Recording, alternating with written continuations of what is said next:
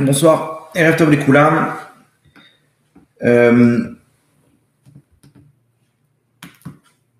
Ok, le son, l'image, ça a l'air d'être bon. Super. Bezrat Hashem, j'aimerais, si vous voulez bien, dédicacer le cours pour la tzlacha de Tania Rachel Bat Josiane Esther et Kola Yeshuot, ainsi que pour la réfoua shlema de tous les malades. Et Bezrat Hashem, l'Avdil, le retour de tous les Khatoufim, tous les otages, Bezrat Hashem et la protection des soldats, nos chers soldats à Gaza. Ce soir, si vous voulez bien, avant de commencer, j'aimerais juste deux annonces. La première, c'est au niveau des Teilim. Alors, au prochain, on a terminé l'objectif qu'on s'était fixé. C'est-à-dire, comme je vous avais dit, 627 livres de Teilim. On a réussi à dépasser même les 627. Je vous avais dit pourquoi 627 ? Parce que 627, c'est la valeur numérique de Ishmael Veyahanem. Il y a un verset des Teilim qui dit qu'Akadosh Baruch Hu, il va écouter nos prières, nos plaintes, nos souffrances, Veyahanem, et il va nous répondre. Donc nous, on avait pris sur nous, dans cette opération de Teilim, de faire 627 livres de Teilim. Ok, ça fait peut-être 2 mois qu'on fait cette opération, 1 mois et demi, d'arriver à 627, et on arrête l'opération et on va tirer au sort dans les prochains jours. Ce sera mercredi soir, ceux qui ne sont pas encore inscrits, c'est-à-dire qui ont pris sur un livre de Teilim, mais qui attendaient de finir pour s'inscrire, faites-le jusqu'à mercredi soir. Après, on passera au tirage au sort. Il y a 3 prix de 500 €, Bezrat Hashem. Ok, donc ça c'est pour le. Non, je vous avais dit qu'il se peut, moi en tout cas, j'ai un très très gros pressentiment que cette action-là, elle va débloquer quelque chose dans les mondes d'en haut, et que dans les prochains jours, c'est-à-dire peut-être même à l'heure actuelle, on parle demain, après-demain, ok, il se peut qu'il y ait une évolution dans la suite des événements. Pourquoi ? Parce qu'on a mis 627 Teilim de prières, de supplications, de souffrances qu'on a exprimées en prière à Hachem. Et les 627, le remes, c'était pour qu'Hachem nous réponde. Il nous réponde avec Bezrat Hachem un signe, un petit clin d'œil comme ça dans toute cette guerre, dans toute la suite des événements, pour nous montrer qu'on est bien dans une Géoula Berachamim Bezrat Hashem. Ça, c'est pour la première annonce. Ok, donc inscrivez-vous pour les derniers, ok, jusqu'à mercredi soir, et après on appellera les gagnants du tirage au sort. Bien entendu, comme vous savez, jeudi, donc ce jeudi-là, 18 janvier, Bezrat Hashem, Tikkun HaShovavim, on est dans la dernière ligne droite. Ceux qui ne sont pas encore inscrits, vraiment, je ne suis pas sûr qu'il y en a un deuxième. Vraiment, je vous dis la vérité, c'est très compliqué pour moi, et surtout que chaque jour, on ne sait même pas à quoi s'attendre. Sous demain, il peut y avoir une guerre mondiale, on ne sera même pas capable d'organiser quoi que ce soit, tout le monde sera enfermé dans les miklatim, etc. Donc, c'est jeudi, ok, et Bezrat Hashem, on espère que celui de jeudi, il pourra tenir la route. Mais en tout cas, il y en a un, celui qui ne s'est pas inscrit, celui qui n'a jamais fait de sa vie. Vous pouvez voir la vidéo qu'on a fait dessus. On explique tout le principe. C'est la réparation de la Neshama dans la racine, c'est-à-dire dans sa source, ok. On remet tout à zéro, c'est magique, vraiment, des délivrances, des changements de comportement, des changements dans le shalom bayit, dans l'éducation des enfants, des gens qui n'arrivaient pas à avoir d'enfants. Il se peut que des fois, il y a des problèmes de Zera Levatala, de semences en vin, etc. Et les gens, à cause de ça, ils bloquent leur mazal. Vous allez voir dans le cours de ce soir, on va un peu développer, mais en tout cas, j'en connais au moins 5-6 qui l'ont fait et qui ont eu quelques semaines après, au Hachem, une délivrance à ce niveau-là. Des gens qui ont des galères dans tous les sens, pareil, ils ont mis entre guillemets leurs semences en galoute et ils vivent une galoute pour réparer. Donc autant prendre sur nous de faire ce jeûne avec la Tzedaka, le Tikkun HaShovavim qu'on organise, pour venir sur place en direct sur Zoom. On a tout mis en place. Il y a un groupe WhatsApp. Ceux qui sont avec nous sur le groupe, qui sont inscrits, on leur donne des audios, on leur explique tout en détail le fonctionnement. On va envoyer demain les textes à avoir avec soi pour prendre le jeûne sur soi la veille, mercredi après-midi, et pour le jeudi. Vous n'êtes pas obligé d'être avec nous sur place. On vous donne le texte, vous le faites à Mincha dans votre Amida, vous faites votre petite teshuva individuelle, et c'est terminé. Le jour de jeûne et la tzedaka qui comble le nombre de jours de jeûne restants, et vous avez terminé. Donc ça, c'est Bezrat Hashem pour le Tikkun HaShovavim. Ceux qui veulent s'inscrire, 050, le groupe WhatsApp, c'est le plus 972 50 972 50 15. Ok. vous inscrivez là-bas et là-bas, vous aurez tous les détails. D'accord? Très bien. Ok, le cours de ce soir, si vous le voulez bien, c'est par rapport à l'actualité. Comme vous avez pu le constater, donc le jeudi soir dernier, la coalition qui a été mise en place avec les États-Unis, l'Angleterre, la France, le Canada, je crois qu'il y a une vingtaine de pays, une coalition contre les Houthis du Yémen, ok, par rapport à ce qu'ils font, des pirates de mer qui empêchent la navigation des navires de transport, de commerce, de pétrole, ok, de toute l'Asie et Moyen-Orient vers le canal de Suez, donc en passant par la mer Rouge, vers le canal de Suez pour déverser l'Europe, ok, les ports en Europe et d'éviter de faire le tour de l'Afrique. Maintenant, le Yémen, ils sont placés dans le détroit là-bas, ils sont très bien placés. Et dès qu'il y a un bateau qui passe, ou ils le kidnappent, ou ils le bombardent, ou ils envoient des missiles, des drones, des équipes, et ils dérangent le commerce. Malheureusement, les assurances, elles ne suivent plus. Elles ont très peur des dégâts. Ils ont failli couler un bateau, je crois, norvégien. Vraiment, il y a tout plein de conséquences. Je vous avais expliqué déjà un petit peu les conséquences, mais en gros, comme il y a 3 ans, je ne sais pas si vous vous rappelez, mais le canal de Suez, il y avait un embouteillage monstre. Il y a eu un problème technique dans un des bateaux qui a bloqué tout le canal de Suez, comme ça, pendant, je crois, 3 jours. Je ne me rappelle plus du temps, mais 3 jours, tout était bloqué. L'économie mondiale, elle a pris une perte, je crois, de 18%. C'est une perte de 18% de toute l'économie mondiale, le canal de Suez, pendant 3 jours, quand son immobilisation. Et donc, à cause de ça, les prix ont augmenté. Ok, le coût de la vie a augmenté. Donc, les taux d'intérêt, jusqu'à aujourd'hui, les taux d'intérêt ils sont élevés à cause de cet événement il y a 3 ans. Quand maintenant, les assurances, elles refusent comment dire, de protéger les bateaux, donc de tout dommage. Donc les bateaux, ils ne veulent pas prendre le risque. Ils font le tour de l'Afrique. Il y en a qui refusent de passer par là-bas, qui annulent leurs commandes, etc. Et c'est une perte énorme pour l'économie mondiale. Donc, on est obligé de se réunir. D'un coup, la seule morale dans le monde, en fait, c'est l'argent, c'est l'oseille. Il y a des catastrophes, des trucs, des génocides dans le monde. Ouais, bon, c'est bon, machin, etc. Mais dès qu'il y a de l'oseille, tout le monde se réunit. Ah, il faut attaquer. C'est pas possible. Ils vont pas nous. L'oseille, malheureusement, c'est le pouvoir. Et les outils, ils ont compris et ils ont fermé le robinet. Alors, eux, officiellement, ils disent que, comment dire, que c'est pour les Israéliens. Ok, c'est que les navires de transport israéliens. C'est que ceux qui ont rapport de près ou de loin, directement ou indirectement avec Israël. Mais on ne veut pas arrêter. C'est-à-dire, en gros, pas besoin de nous attaquer. Donc, c'est que Israël, par rapport à la guerre avec Gaza, on est rentré en guerre avec eux, etc.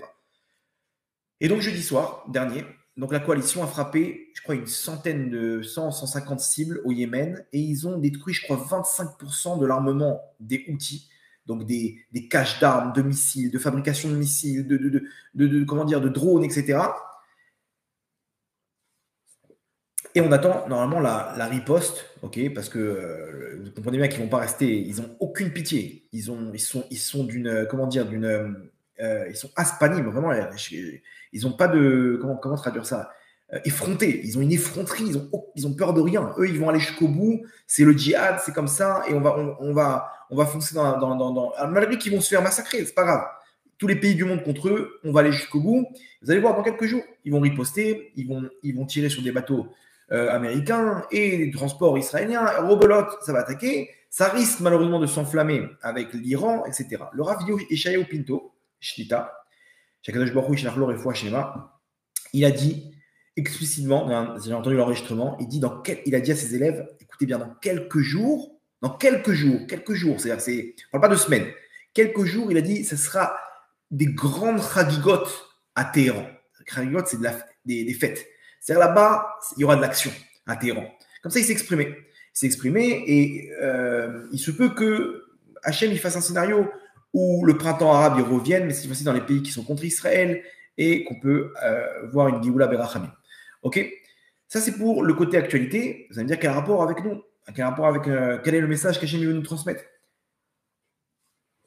En fait, il se trouve qu'il y a les mêmes pirates spirituels, ok, ces pirates-là des Houthis du Yémen qui viennent prendre d'assaut des navires de transport.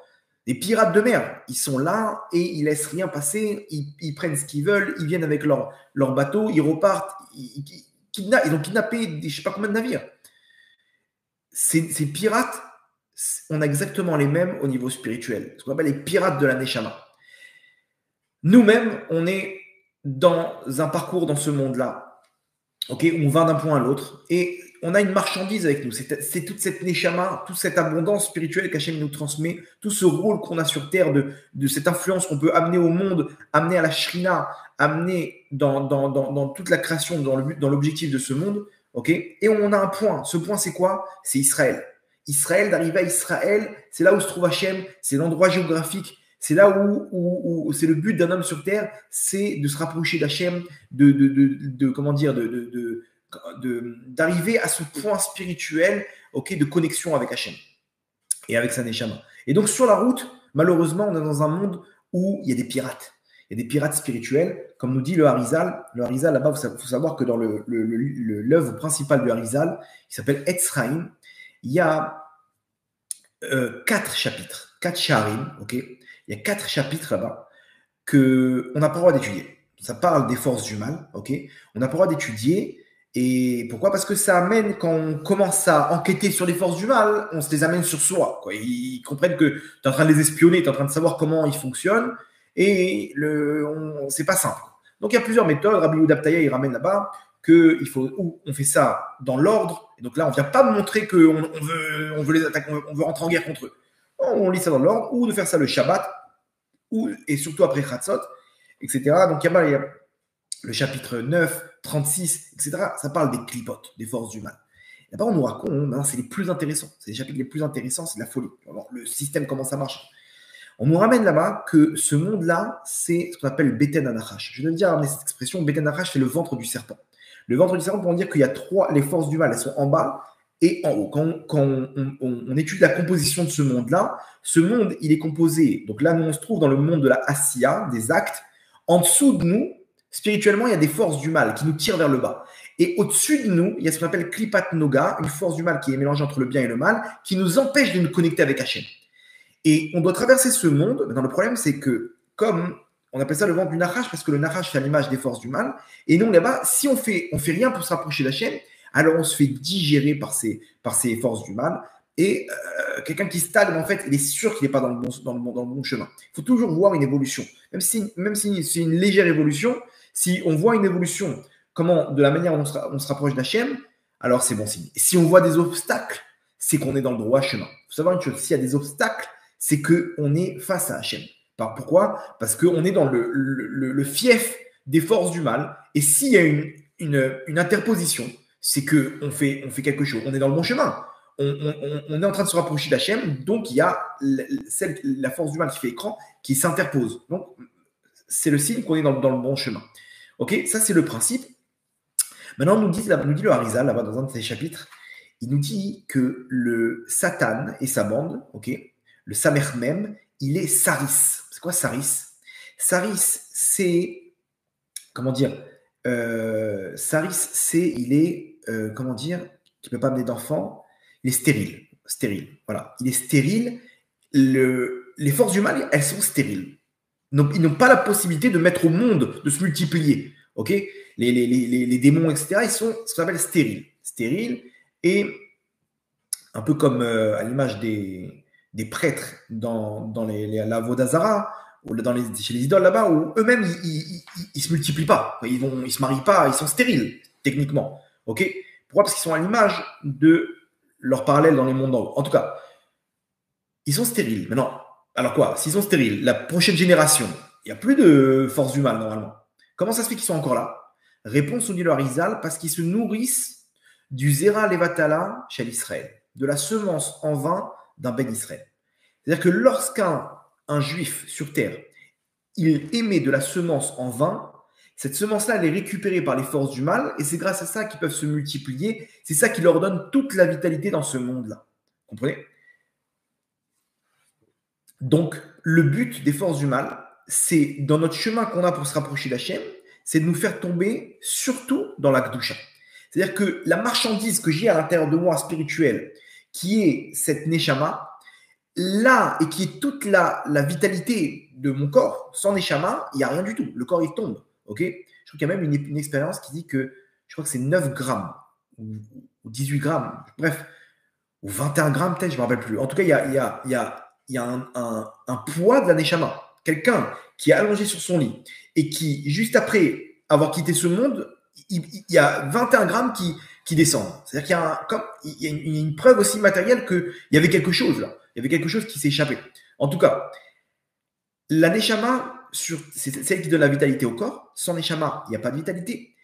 Et le but des forces du mal, pour pouvoir vivre, pour pouvoir survivre dans ce monde-là et continuer leur rôle, leur objectif, c'est ni plus ni moins que de faire fauter le Ham Israël dans la faute d'adultère. C'est pour ça que comprendre ce cours-là, comment il est en rapport avec l'actualité, surtout avec la période de Shovavim, qu'on passe actuellement, qui est un temps propice pour réparer. Et donc les parachutes de cette semaine. Donc, tout l'objectif des forces du mal, c'est surtout le point principal, c'est de les faire tomber là-bas. C'est pour ça que les Bnei Israël, lorsqu'ils sont tombés, lorsque Bilham, il a voulu maudire les Bnei Israël, il n'a pas réussi. Il a voulu qu'est-ce qu'il a voulu faire? Il a voulu les déconnecter d'Hachem. C'est quoi une malédiction? Une malédiction, tu es connecté à la bracha. La bracha, c'est un flux, c'est la bénédiction, c'est un flux qui se propage jusqu'à Maneshama et qui va me donner la réussite sur Terre. La klala, c'est déconnecter le robinet. Ce flux, je le déconnecte. C'est une malédiction. Donc, je suis plus connecté. Je ne reçois pas ce qu'il faut. C'est une malédiction. Bilam, il a voulu déconnecter le Ham Israël d'Hachem. Il n'a pas réussi. Qu'est-ce qu'il a tenté de faire? Il a dit à Bala, qui lui a dit, regarde, je te donne un conseil. Si tu veux réussir avec eux, tu veux les déconnecter d'Hachem, il lui dit, Elokehem shel ele sonezima. Leur Dieu, il déteste l'adultère. Si tu arrives à les faire tomber dans l'adultère, tu as tout gagné. Effectivement, il a mis là-bas les notes noires, etc. Et là-bas, il y a eu plus de morts qu'au Veau d'Or. Il y a eu une épidémie, il y a eu plus de morts qu'au Veau d'Or. Et toutes les xérotes qu'il y a eu là-bas. Bref, pourquoi? Parce que la neshama d'une personne, c'est toute la vitalité. Toute la vitalité, toute l'abondance spirituelle et qui se matérialise d'une personne dans ce monde, c'est dans sa neshama. Sa neshama, elle est là, il est connecté à Hachem.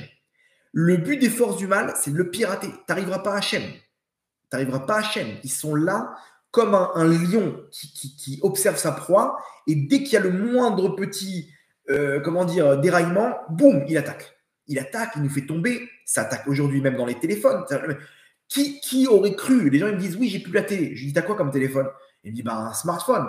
Je dis mais alors, explique-moi quelle est la différence. Pourquoi tu n'avais pas la télé avant? Il me dit parce que la télé, c'est pas, je sais pas, il y a des trucs qui sont pas, c'est pas pour nous quoi. Il y a des programmes qui sont pas pour nous et des trucs, des machins. Je dis alors qu'est-ce que tu as dans ton téléphone? Il me dit bah non, là-bas c'est moi qui choisis mes programmes. Je dis non, c'est à la différence, c'est tes copains qui choisissent tes programmes. Lui il t'envoie une vidéo, elle t'envoie une vidéo et là tu es dans le groupe là-bas, ils ont posté une vidéo et là-bas. Quelle est la différence que c'est TF1 qui choisit les programmes ou ton cercle d'amis là-bas dans tes 36 groupes? Quelle différence? Tu tombes aussi sur des trucs qui sont… Donc bref, on se retrouve là-bas. Le mec, il va sur Internet, il y a des photos, des trucs, des machins. En 2 secondes, il se retrouve dans des trucs aucun rapport. Aujourd'hui, dans la rue, c'est laisse tomber. Et on va voir aussi, du côté des femmes, quel est le rôle. Mais vous comprenez que tout tourne autour de ça. Sans compter la faute elle-même. Parce que l'œil regarde, donc le cœur désire. Mais comment un homme il fait? Quand il désire une femme, il est frustré, il n'y a rien à faire. Malheureusement, il peut avoir un plaisir tout seul, ce qui s'appelle la semence en vain. Et ça le calme, et comme ça, il ne sait pas qu'il s'est fait pirater par ses outils spirituels. Il y a des outils qui viennent, il voit un bateau passer, oh, il est bon lui, hein. Tac, tac, il le mitraille, boum, des drones, des missiles, des machins, etc. Qu'est-ce qu'on fait? Et hop, il se fait pirater, mec. Il était en route vers Israël et il commence des épreuves. Déjà, premièrement, rassurez-vous, si vous avez des épreuves dans ça, c'est que vous êtes dans le bon chemin. Alors, la question est de savoir comment sortir de ça. Il y en a carrément, ils se sont fait kidnapper leur bateau. C'est-à-dire, le mec, il n'est plus là. Il n'est plus là, vide. C'est-à-dire, plus d'étincelles. Il n'y a plus rien du tout. Il est complètement assimilé. Il n'y a plus de neshama. Il reste une petite étincelle. Avec ça, il peut faire tchouva. Mais il a tout vidé. Ça fait 10 ans, il est avec cette Goya, 20 ans qu'il est là-bas, et dans les trucs, et machin. Et aujourd'hui, à un âge très jeune, ils ont déjà vidé leur neshama. Moi, je suis des jeunes, je les vois à 10 ans, 11 ans. Ils ont cette pureté sur leur visage. 13, 14 ans, le visage défiguré. Alors, personne ne voit ça. Mais quelqu'un qui a un petit peu de sensibilité dans la doucha, il voit, il n'y a plus d'étincelles. C'est très bien. Entre-temps, ses parents, ils lui ont fait un smartphone depuis l'âge de 8 ans et il s'est bien baladé, on va dire comme ça. Il a découvert ce que certaines personnes, là, il y a 2-3 générations, ils découvraient à leur mariage. Okay, il a 8 ans. Et donc, il a compris qu'il pouvait faire ça tout seul et il s'est vidé sa neshama. Et on voit que son visage, il est, je ne sais pas comment vous expliquer, genre comme si qu'il vient, quelqu'un qui s'est mal levé, il a un petit peu le visage gonflé comme ça. Je sais pas, c'est moi ce que je vois des fois dans ces enfants-là. Je me dis, ça dit que t'es où? Où t'es parti? C'est le visage déformé comme ça. Et le Harizal, il dit que ceux qui ont plus d'étincelles, ils sont pris par les forces du mal, ils sont akoum. Leur visage, il est tordu. Il est tordu comme le serpent. Le serpent qui représente les forces du mal, lui-même, quand il marche de façon tordue. Il marche pas droit. Il marche droit, qu'est-ce qui t'arrive? Non, il marche sur les côtés comme ça. Ça, c'est les forces du mal, c'est tordu. Et donc, il y en a, ils ont le visage tordu. Pourquoi? Parce qu'ils sont complètement vidés. Ils se sont fait kidnapper par des outils spirituels. Okay, donc nous, on est en train de se balader tranquille, on est là avec notre abondance spirituelle, notre bracha, notre neshama, et on se fait complètement pirater. Ne vous inquiétez pas, dans ce cours-là, on va essayer d'apprendre comment ça marche et surtout comment faire pour se protéger et pour réparer. Cette lumière, donc on a dit, c'est la neshama. Cette neshama, c'est ni plus ni moins que la lumière du Beth Amikdash. C'est-à-dire, il faut comprendre une chose. Le but, ça c'est la base de toute la chassidoute. Le but d'Akadosh Baruch Hu, c'est quoi? Itavalo le Akadosh Baruch Hu, liot lo dira batartonim. Akadosh Baruch Hu, il a un désir, mais extrême, plus que tout au monde, d'avoir un endroit où résider dans les mondes d'en bas. Akadosh Baruch Hu, il est roi dans les mondes d'en haut. Dans les mondes d'en bas, il n'est pas roi. Il attend le moment où il pourra résider en nous. C'est-à-dire que nous, le but, c'est que je fasse en sorte de faire résider Hachem en moi. Le but du Beth Amikdash, c'est quoi? C'est pour qu'Hachem il réside en nous. Un temple avec Hachem à l'intérieur, c'est juste une image pour qu'on comprenne comment ça marche de façon personnelle. C'est pour ça que le monde il continue, même si le Beth Amikdash il a été détruit. Toi-même, tu peux faire tes corbanotes, tu peux faire tes sacrifices qui ont été remplacés par la prière, qui ont été remplacés par d'autres choses, etc., par les kétorettes, on les lit, on étudie, on truc. Tout ça t'amène cette lumière, t'amène Hachem en toi. Et comment tu protèges cette lumière? Par ce qu'on appelle la Gdusha. La Gdusha, c'est de se protéger de tout ce qui est adultère, semence en vin. T'es kadosh, tu fais attention à tes yeux, à tes oreilles, à ta bouche, à ce que tu fais. T'es kadosh. T'es kadosh, t'as cette lumière d'Hachem. Et Hachem lui-même, il nous donne le plan. Il nous dit, mes enfants, Asuli Migdash, faites-moi un temple. Ok? Veshachamti betocham, et je résiderai en vous. Pourquoi? Parce que le but, c'est Hachem Rotsi dira batartonim. Hachem, il veut être en nous. En nous. Et c'est cette étincelle de Neshama qu'il nous a donnée et qui est la lumière du Beth Amikdash. C'est la Shrina Agdosha. La Shrina, la présence divine qui était dans le Beth Amikdash, elle est aussi à l'intérieur de chacun d'entre nous. Regardez, c'est très profond. Vous allez comprendre beaucoup, beaucoup de choses grâce à ça. Cette lumière-là, c'est toute l'abondance du monde. Le monde, il faut savoir une chose, que l'abondance spirituelle qui descend dans le monde, elle descend dans un point qui est le mont du temple.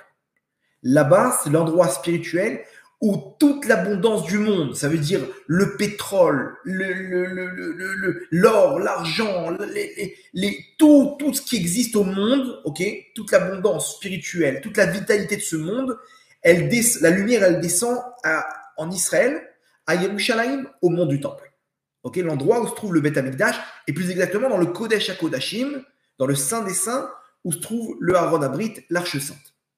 Okay, c'est pour ça que vous allez comprendre pourquoi tous les pays ils veulent avoir une ambassade à Jérusalem, toutes les religions, pardon, okay, parce que inconsciemment ils ressentent cette abondance, cette bénédiction. Okay, donc ils ont besoin d'avoir une mainmise sur Jérusalem. Okay, et à toutes les générations, hein, c'est pas nouveau. Toutes les générations, ils ont essayé de conquérir Jérusalem. Ils sentent leur mazal, ils sentent qu'il y a quelque chose de grand là-bas. Très bien. Aussi, c'est pour cette raison que lorsqu'on fait le Birkat Amazon, on rappelle là-bas la construction de Jérusalem. Pourquoi? Et du Beth Amikdash. Boné Yerushalayim, etc. Tout ce qu'on ramène. Pourquoi? Parce que on veut, quand on remercie Hachem, après avoir mangé du pain, Le Birkat Hamazon, c'est un remerciement, ok? Une fois que je me suis rassasié, je bénis Hachem. Dans cette bénédiction qui m'a donné sur l'abondance, je suis obligé de rappeler la source de cette abondance, qui est le Beth Amikdash. Vous comprenez? Très bien, on avance. Donc, cette lumière, c'est la vitalité du monde. C'est cette même lumière qu'il y a dans ma Neshama. Hachem, il veut résider en moi. Donc, il met une étincelle dans ma Neshama. Et en fait, à moi de faire descendre cette lumière ou de ne pas l'évacuer. D'accord? Cette lumière, donc, elle est en moi et c'est elle qui me donne toute la vitalité. Toute la vitalité qu'il y a aujourd'hui dans le monde, en chacun d'entre nous, c'est cette lumière du Beth Amikdash. Cette Neshama qui est en moi, cette étincelle du Beth Amikdash.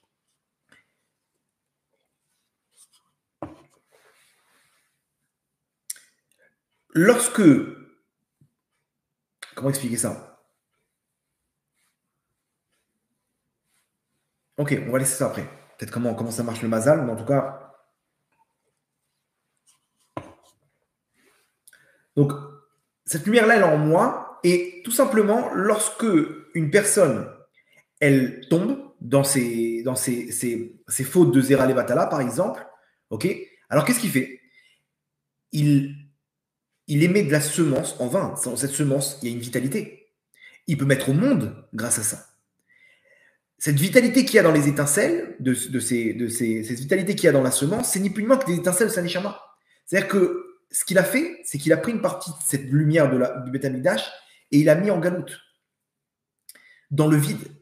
Il a alimenté les forces du mal et elles peuvent se multiplier et c'est devenu un bon client.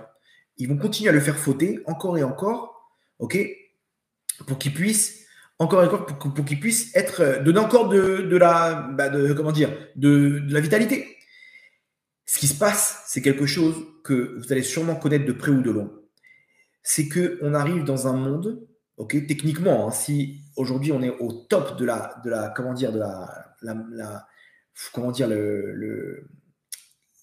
toute l'impureté, on va dire, de ces fautes-là, de l'adultère, ok, la dépravation, je cherchais le mot. Donc aujourd'hui, on devrait être au top d'un monde sans vitalité.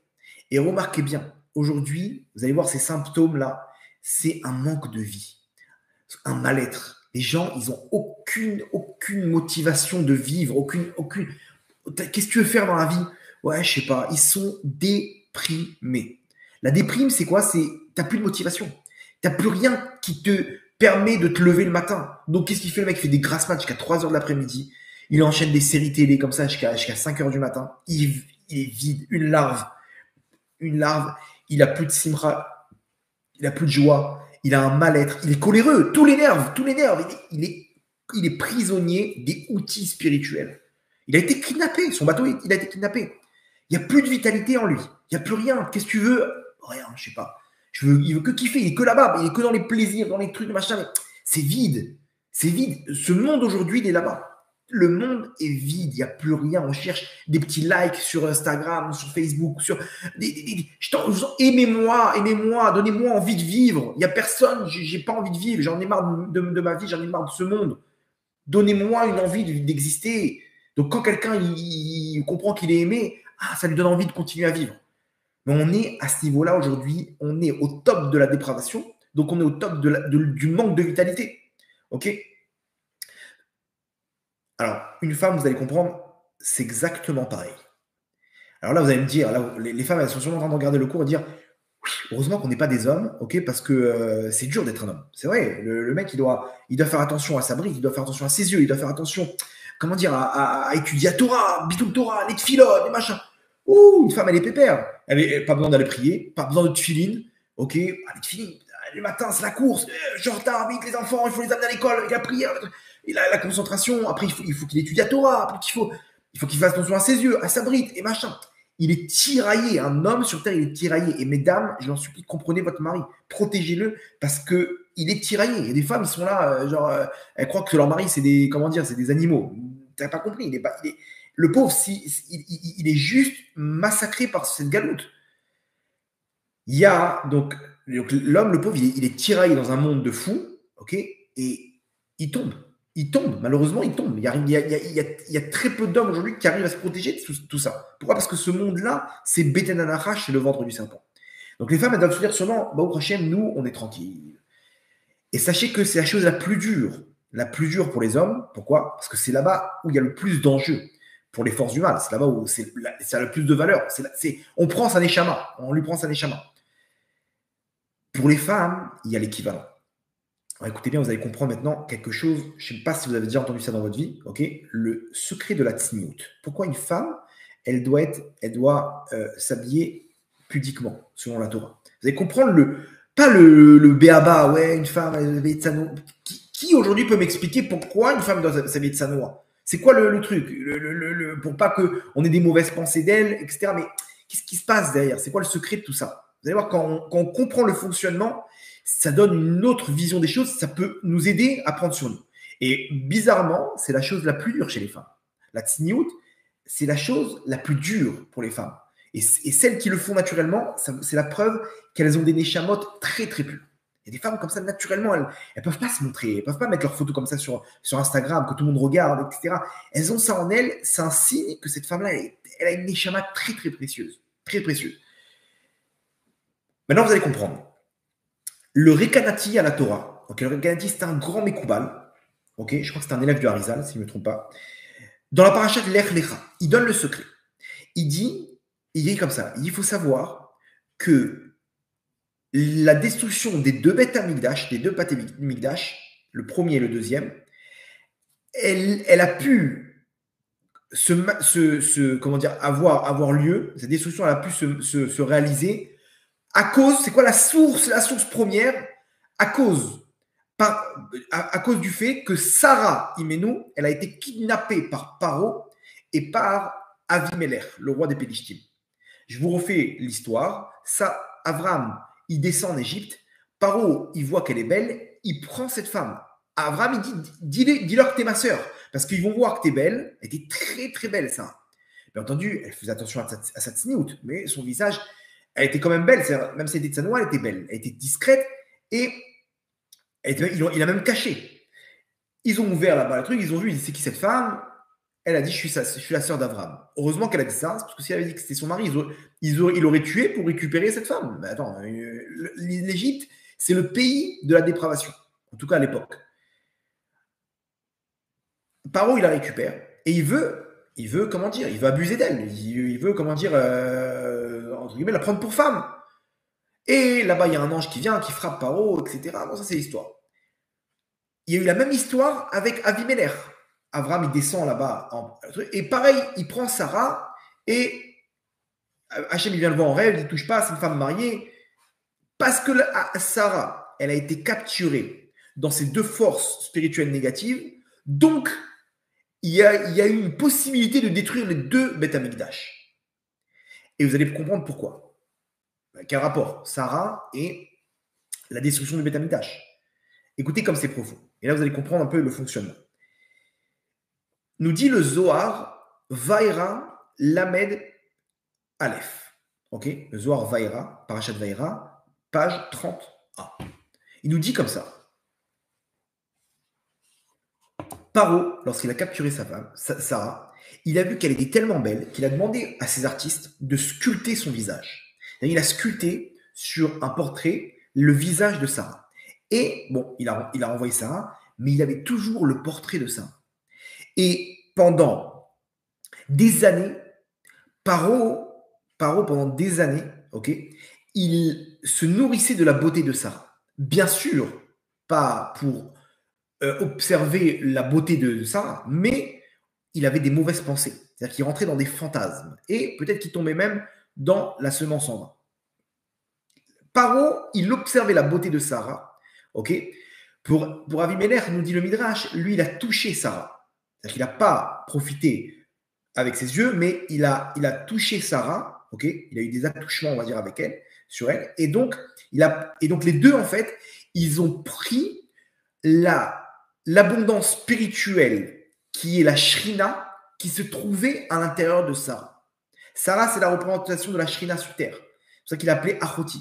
Achoti At, Achoti Rayati, c'est une des expressions de la Shrina. La présence divine, elle est en chacune des femmes. Ok? En chacune des femmes, elle a en elle la présence divine, la Shrina, ok, qu'elle reçoit de son mari. Lorsqu'un homme, il observe et il rentre dans des mauvaises pensées, dans des fantasmes, ok, qu'est-ce qui se passe? Nous dit le Zohar, il capture la présence divine qui est en elle. C'est-à-dire qu'il lui vole une partie de son abondance spirituelle. Vous entendez? C'est-à-dire que le fait que des hommes ils ont des mauvaises pensées sur une femme, c'est l'équivalent de la semence en vain de l'homme. Parce que l'homme, toute son abondance spirituelle, son Saïchama, lorsqu'il émet des étincelles, ok, alors il enlève une partie de Saïchama. Une femme, comment elle perd sa Neshama? Quand des hommes, ils sont en train d'avoir des mauvaises pensées sur elle.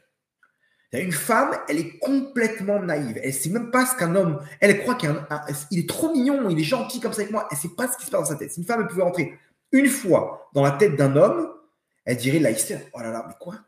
À tel point, les hommes, c'est des animaux. Un homme, il est tout le temps avec des mauvaises pensées. À part s'il travaille ça. Un homme, il a un côté animal où, lorsqu'il voit une femme belle et dénudée, il rentre dans des fantasmes. Il rentre tout de suite, Rav Shalom, dans des fantasmes. Lorsqu'il fait ça, il vole une partie de la Neshama, qui est la présence divine, qui est une partie de la Shrina, qui se trouve en cette femme. Il lui prend une partie de son abondance spirituelle. C'est pareil, mesdames, il y a aussi un scénario de outils spirituels qui piratent la Neshama d'une personne, spirituellement. C'est pour ça, donc vous comprenez pourquoi, que Paro, lorsqu'il regardait Sarah, la beauté de Sarah, il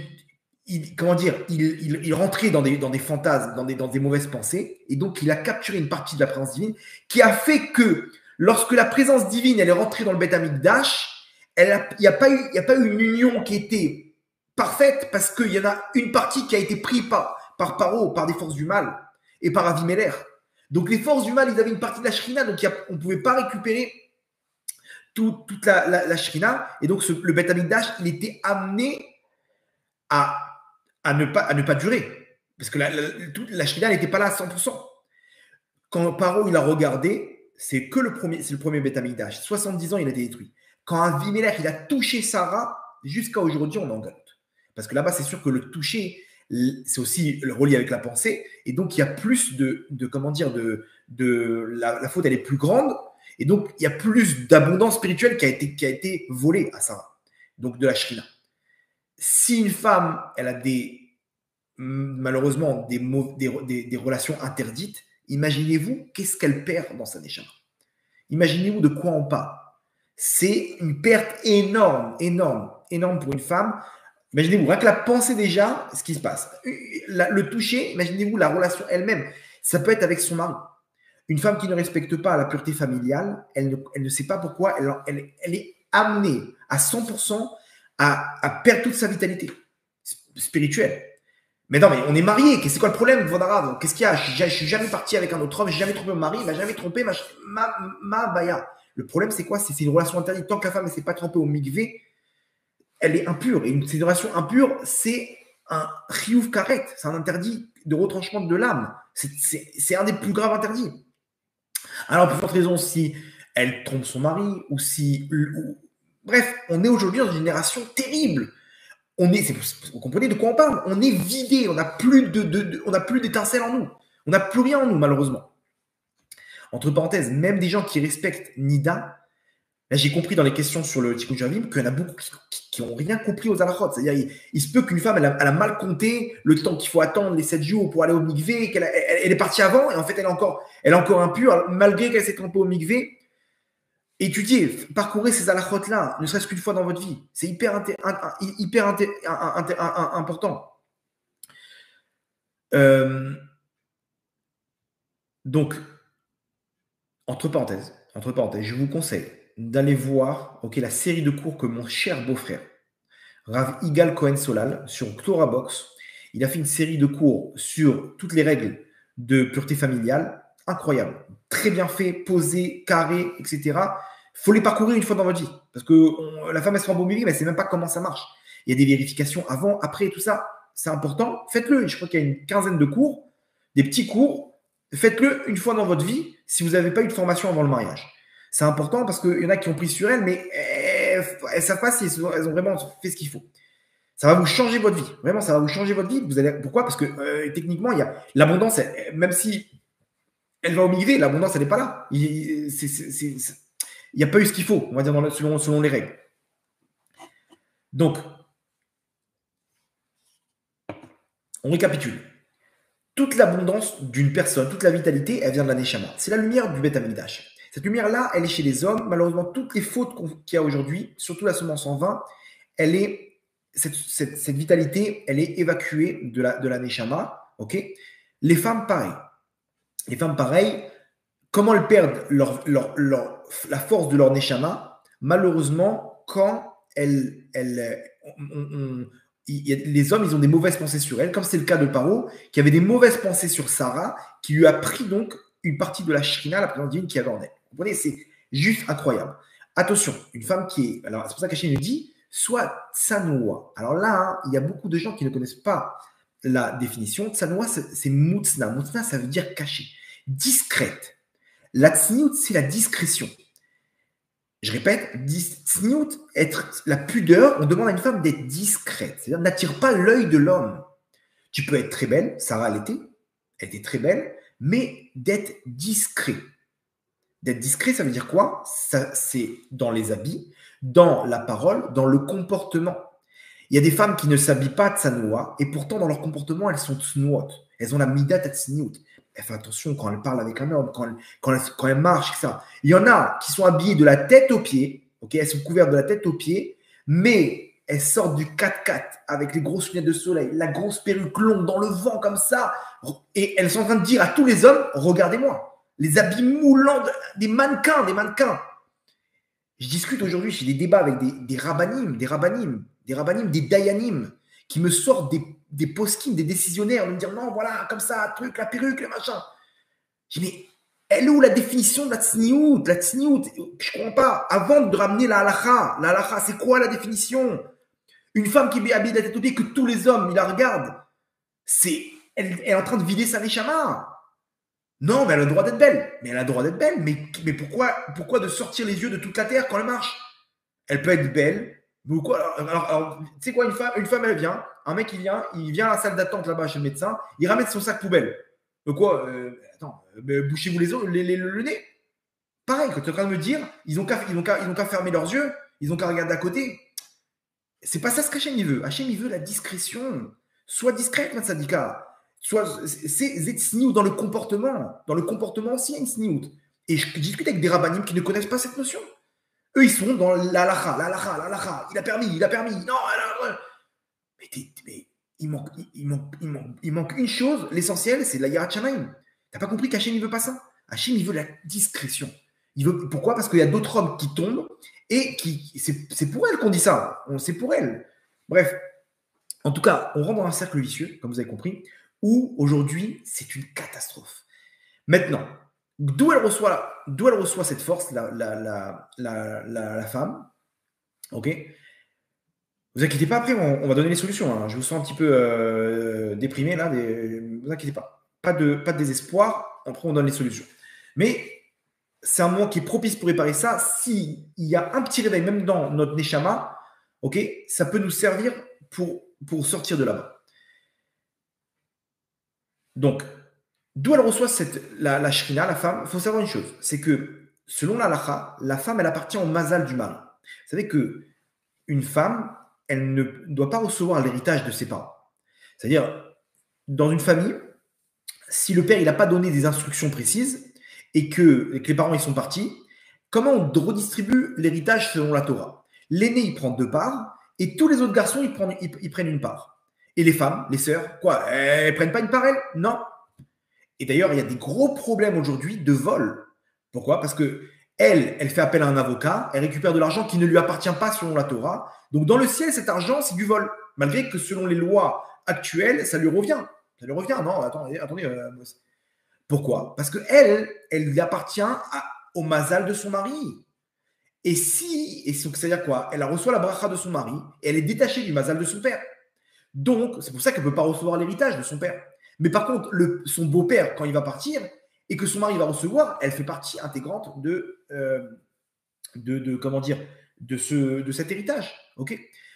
et même c'est important, si les frères ils veulent maintenant lui donner une partie à leur sœur, qu'ils le disent, qu'elle a récupéré derrière, il faut qu'ils le disent explicitement. Mahoul, Mahoul, Mahoul, t'inquiète pas, c'est pas du vol, c'est à toi.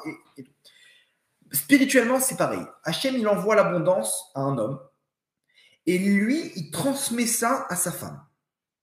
Maintenant, quand l'abondance, il est encore chez l'homme et que la femme, tous les hommes de la terre, ils ont eu des mauvaises pensées sur elle. Pourquoi? Parce qu'elle a mis des photos sympathiques sur Instagram. Et que, donc, elle sait même pas. Imaginez-vous maintenant, Paro, lui, il avait une photo de Sarah. Imaginez-vous que ce Zohar-là, il doit être une mauvaise nouvelle pour toutes celles qui ont des photos sur Instagram que des milliers de personnes regardent. C'est-à-dire que c'est pas Paro, il regarde. Va savoir ce que les hommes, ils ont fait avec cette photo. Ok, une belle femme, comme ça, elle est en vacances, en maillot de bain avec ses copines, machin. C'est des fous aujourd'hui, les gens. Genre, ils m'ont dit, une femme, elle a vendu l'eau de son bain à 100 000 euros. Les mecs, ils sont malades. Elle a vendu ses pieds à 10 000 $, une photo de ses pieds. Vous savez où ils sont, les gens, aujourd'hui? Ils cherchent des pieds de femmes, ils cherchent l'eau du bain d'une femme. Donc quoi? Si tu es là-bas à Dubaï, en maillot de bain, tu crois quoi? Ces photos-là, elles ne vont pas tourner dans Instagram. C'est pire que ce qui s'est passé avec Paro. Maintenant, lorsque un homme il regarde donc une femme, il retire l'abondance qui est chez son mari. Et donc son mari, comment il transmet maintenant cette abondance à la femme? Quand il se retrouve dans la mitzvah, lors de l'union, c'est là que les deux neshamot ils s'unissent et que l'homme il transmet toute l'abondance à sa femme. C'est pour ça que tout l'élément principal d'un couple, c'est l'union. Dans le bien. Pourquoi? Parce que là-bas, il y a l'union des neshamot, il y a l'union des corps, mais il y a l'union des neshamot. Et là-bas, la femme, elle reçoit toute son abondance spirituelle. Et c'est pour ça qu'elle n'a pas besoin de prier, parce qu'elle reçoit en fait l'abondance de son mari. C'est pour ça qu'elle n'a pas besoin de mettre les tefilines. C'est pour ça qu'elle est exemptée de plusieurs mitzvot. Pourquoi? Parce qu'elle reçoit ça de son mari. Maintenant, comprenez qu'aujourd'hui, il y a des couples qui se vivent en coloc. C'est un cercle vicieux parce qu'elle, elle ne reçoit pas son abondance. Ok, parce qu'il n'y a plus de relation, il n'y a plus rien du tout. Elle ne reçoit pas son abondance, ok, et donc elle est frustrée, donc elle n'est pas bien, elle a ce mal-être. Donc lui, il n'en peut plus d'elle parce qu'elle est insupportable. Et donc, il y a des disputes, et donc ils ne se remettent pas ensemble, et donc elle ne reçoit pas encore sa vitalité, et donc elle est encore plus insupportable. Et lui, pareil, et lui, il trompe sa femme. Et donc, toute l'abondance qui était prévue pour sa femme, où est-ce qu'il la met? Il la met chez toutes les femmes avec qui il est tombé. Ou qui met ça en vain. Des hommes mariés aujourd'hui, des hommes mariés. Le mec qui regarde un film, il fait ses avérotes. Mais t'es marié, qu'est-ce qui t'arrive? On t'a dit, qu'est-ce qui t'arrive? Non, je peux pas, c'est plus fort que moi, grand arabe. Mais tiens le coup, tiens le coup. Tu peux pas tenir. Non, je peux pas, ma femme, truc, c'est compliqué. Et le mec, il tombe. Et donc, la femme, elle reçoit pas son abondance. Elle reçoit pas son abondance. Ou que lui, il a tout dépensé. Ou que elle-même, malheureusement, on lui a volé de son mari. Vous comprenez comment ça marche? Et donc, elle n'a pas l'abondance de la Shrina et elle n'est pas bien. Et voilà dans quel monde aujourd'hui on se trouve. On se trouve dans un monde de dépression. On est tous dépressifs. Pourquoi? Parce que notre vitalité, elle est là-bas chez tel Goya, elle est 60% en vin, là-bas, truc, là, machin, et l'autre, cette femme-là, il y a 3500 mecs là-bas sur Instagram qui ont chacun une part dans son abondance. Et c'est comme ça que le monde y vit. Et nous, on n'est pas bien. Pourquoi? Parce qu'on n'a plus de vitalité. On n'a plus rien, on n'a plus de vitalité, on a tout perdu. C'est incroyable. Donc en fait, une femme, quand elle est tsanoua, comprenez une chose. Si elle est tsanoua, qu'on regarde, elle n'a rien à craindre. Si les mecs, c'est des fous, c'est pas grave. Elle a fait son travail. Mais attention, une sniout, où elle attire pas l'œil, parce que si elle attire l'œil, même elle peut être belle, elle peut être élégante. Mais je vous conseille de regarder le cours sur la tsniout qui s'appelle sur le kisui roche, sur la misère de se couvrir la tête, qui s'appelle la couronne lumineuse de la femme. Là-bas, j'explique en long, en large, en travers qu'est-ce que c'est la beauté de la tsniout, qu'est-ce qu'Hachem attend d'une femme, etc. En tout cas, une femme, lorsqu'elle est tsanoua, en fait, elle protège la lumière du Beth Amikdash qui est en elle. Elle arrive à une pureté d'esprit. Elle purifie son corps. Elle purifie son âme. Elle purifie ses actes. Elle réussit dans tous les domaines. On lui donne des enfants de sadikim. Les femmes, elles payent des profs privés, des machins, des trucs pour leurs enfants. Comment on fait? Elle prie, elle pleure. Mais Habille-toi de Sanoua. Cette sniout-là, elle fait en sorte que tu as des enfants qui sont tzadikim. Pourquoi? Regardez comme c'est fort. Quel rapport? Pourquoi une femme qui est de Sanoua, elle a des enfants de tzadikim? Parce qu'on nous dit comme ça sur Kimrit. Kimrit, c'était une femme très, très tsanoua, que elle-même, chez elle, même chez elle, elle était tsanoua. Les murs de sa maison n'ont jamais vu ses cheveux. Et elle a eu 7 enfants qui étaient Kohen Gadol. Kohen Gadol, il faut savoir, c'est l'homme le plus pur au monde qui rentre une fois par an à Kippour dans le Kodesh HaKodashim. Okay, dans le Saint des Saints, là où se trouve la Shrina. Pourquoi? Parce qu'une femme, quand elle est tsanoua, elle se connecte avec sa lumière. Elle n'est pas connectée avec l'extérieur. Regardez-moi. Ok. Alors attention, il y a 2 femmes tsanoua, 2 femmes qui se couvrent de la tête aux pieds. Une qui est discrète et une qui est, regardez-moi, une qui a la vraie mida de sniout, une qui n'a pas la mida de sniout. On n'est pas dans la halakha, Rabotai. Et elle est connectée avec elle, elle est dirigée vers elle-même, elle veut se connecter avec Hachem. Elle est pudique, elle est réservée parce que sa lumière, elle la dirige vers l'intérieur. Et donc, de la même manière qu'elle se connecte avec la lumière, qui est la lumière de la Shrina, qui se trouve dans le Kodesh HaKodashim, qui est elle-même, donc, mesure pour mesure, on lui donne un enfant qui est tzaddik, c'est-à-dire qui est connecté avec sa neshama. Un tzaddik, c'est quelqu'un qui a son intérieur, il est pur, sa neshama, elle est pure. Donc, on lui donne une neshama pure à cet enfant. Comment elle a fait? Elle s'habillait de sa noix. Mais la vraie tsniout intérieure, dans le comportement, dans les paroles, dans la façon de marcher, dans les allures, ça, c'est la tsniout. Et la Gemara dans Shabbat, Kouf Amoudbet, page 100b, elle nous dit à quoi ressemble la paroret. La paroret, c'était le rideau qui faisait écran où se trouvait derrière le Kodesh HaKodashim. Elle dit, elle ressemble au pan d'une robe d'une femme, d'une jupe longue d'une femme tsanoua, qui marche dans la rue, élégante comme ça, qui marche, et que le pan de sa jupe, il traîne comme ça sur le sol.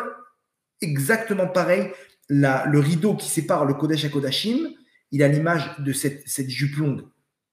Pour nous dire quoi? Pour nous dire que si une femme, elle est tsanoua, elle a l'image du rideau. Qu'est-ce qu'il y a derrière? Il y a la Shrina, il y a la lumière du Beth Amikdash. Il y a cette lumière de vitalité, d'abondance dans le monde, cette bracha. Donc, pareil, quand elle met, cette parochet sur elle, ses habits de tsanoua, elle est en train d'amener sur elle la Shrina de Moshe. Vous vous rendez compte? C'est juste, mais c'est juste le secret de ce que c'est la tsniout. Et là, personne ne te regarde, même si lui te regarde, parce qu'il est fou, il est dérangé. Mais sinon, tu es discrète et tu amènes toutes tes lumières en toi. Et là, une femme qui est tsanoua peut vous dire, elle arrive à un équilibre d'esprit. C'est la Shrina. Quand il y a la Shrina, il y a le bonheur. On est au Gan Eden sur terre. Quand une personne il fait tchouva, il arrête de tomber dans ces fautes-là, il est heureux. Je peux vous dire sur plusieurs personnes aujourd'hui qui ne tombent plus dans ces fautes-là, qui sont Kedoshim, ces gens-là, c'est les personnes les plus heureuses sur terre. Pourquoi? Parce qu'ils sont connectés avec la lumière du Beth Amikdash. Malheureusement, aujourd'hui, problème de tsniout, les femmes, elles ont plus, malheureusement, elles copient ce qui se passe dans le monde. Vous comprenez que c'est les forces du mal, c'est ces outils qui nous piratent comme ça, habille-toi comme ci, habille-toi comme ça, et fais comme ci, comme ça. Et on n'a plus rien. Et donc, on est triste. On est triste. Et c'est pour ça, comprenez bien maintenant, que quand la Gemara nous dit « Ish veisha zahu shrina benem », lorsqu'un homme et une femme ils sont en shalom baït, alors il y a la shrina en eux. Pourquoi? Parce que quand ils sont ensemble, l'homme il peut donner à sa femme tout l'amour qu'il a pour elle. Il peut lui transmettre la lumière de la shrina. Et donc en fait, la shrina, elle est là entre les deux. Pourquoi? Parce qu'ils sont gdoshim. Lui, il ne fait pas d'avérote, donc toute cette lumière de la shrina, il peut lui donner, il peut lui transmettre à 100% à sa femme. Et elle-même, on ne fait pas des avérotes, des fautes à cause d'elle, donc toute cette lumière aussi à 100%, elle est transmise chez elle, et donc il y a la shrina en eux. Ces gens-là, ils réussissent dans la parnassa, okay, dans l'éducation des enfants, dans le shalom bayit, dans la santé, dans tous les domaines. Quand il y a la shrina sur une personne, là où il va, il est protégé. Lorsqu'Hachem, dans la parashat de Simeon, on voit qu'Hachem, il a libéré le Ham Israël, Amakat Bechorol, lui-même, Hachem en personne, il est descendu. L'Omalach, Velo Saraf, Ani, Birvodi ou Batzmik, à moi en personne, je suis descendu en Égypte là-bas, dans la Touma, il a récupéré toutes les étincelles, Hachem. Il est descendu pour nous sortir d'Égypte. Personne ne peut nous sortir de nos galères si ce n'est pas Hachem. Comprenez bien, Rabotai, aujourd'hui, on est dans un monde où on va nous tirer tout le temps dans ces fautes-là. Celui qui veut être heureux dans ce monde, une solution. Fais descendre Hachem avec toi. Fais descendre la Shrina. Fais descendre la Shrina. Comment je le fais? Hachem te dit, Kedoshim Tiyu, Kadosh Ami. Si vous êtes Kedoshim, soyez Kedoshim. Soyez Kedoshim. Pourquoi? Parce que moi, je suis Kadosh. Et si vous et moi, on est Kedoshim, alors on va s'assembler, on va être unis.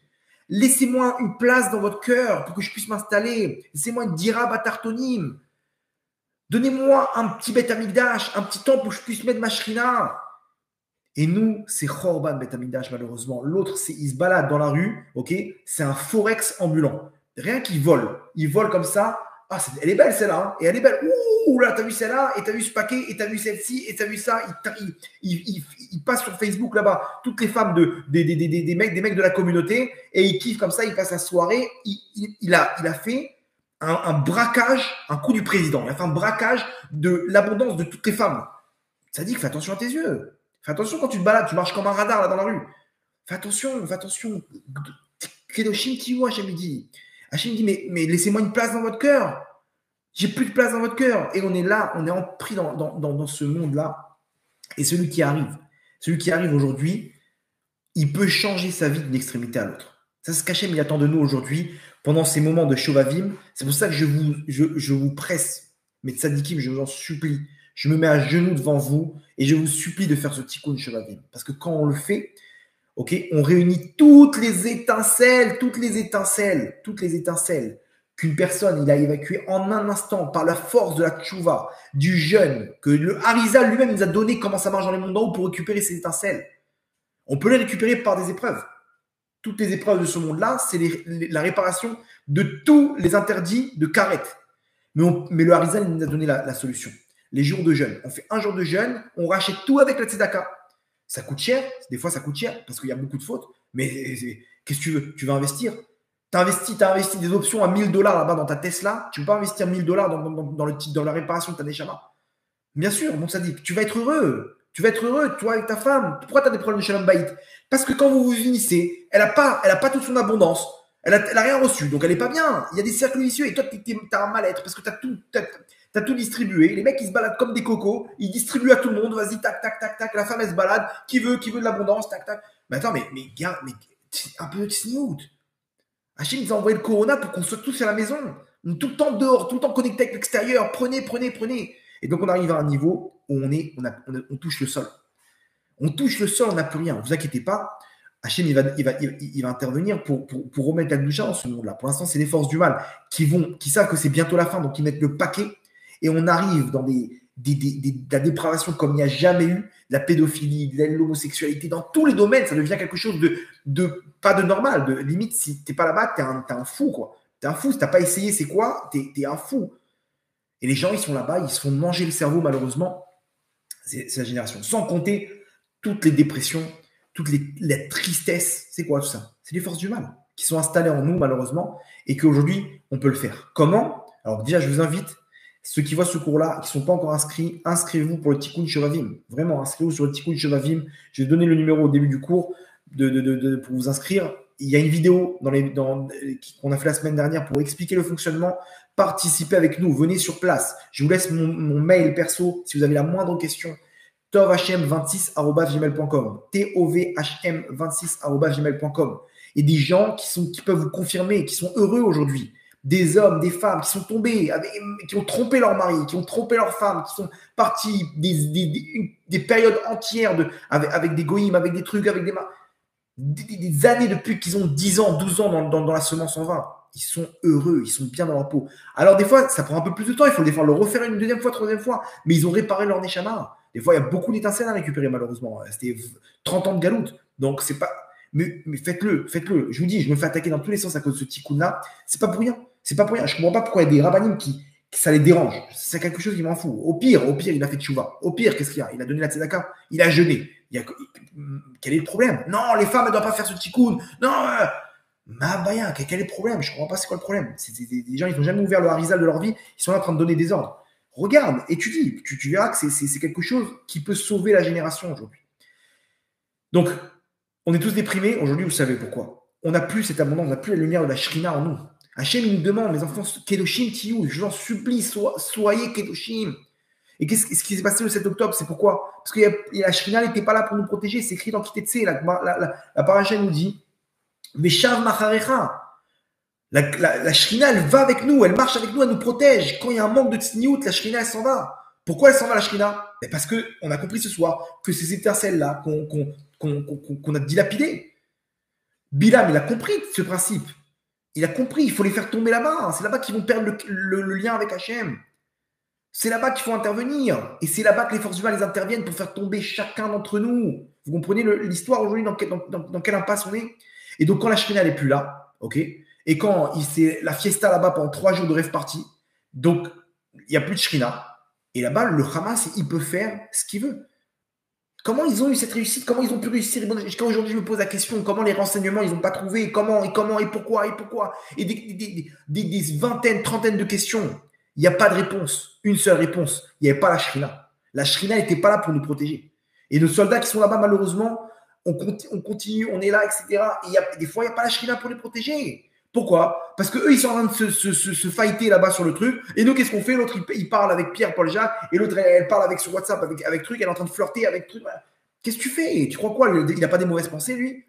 Non, il est mignon. Au contraire, Gvandarav, pourquoi vous dites du mal? Il m'apporte le café le matin, on discute, il s'ouvre à moi, on est comme des frères. Alors, sache une chose. Tu sais pas ce que c'est un homme. Lui, il a des mauvaises pensées. Il est en train de te prendre ta neshama. Naïvement, lui, il est là-bas, lui, le pauvre. Mais non, qu'est-ce qu'il y a? Pourquoi? Je ne comprends pas pourquoi. Moi, j'ai besoin de m'habiller comme ça. Ça me fait du bien d'être moulante comme ça, de sentir mes formes, de voir comme ça. Et au contraire, les gens, ils sont là, ils m'ouvrent la porte. T'as rien compris, Matsadika. Et l'autre, il se balade, il est là en train de mitrailler toutes les femmes. Il regarde partout. Stop, il faut arrêter. Venez, on fait un cessez-le-feu. Venez, on récupère nos otages à nous. On se fait pirater par des outils spirituels. On se fait pirater notre Neshama, Rabotai. Et donc, on est tous déprimés, on est tous dans cette impasse. Donc, c'est quoi la solution, si vous le voulez bien?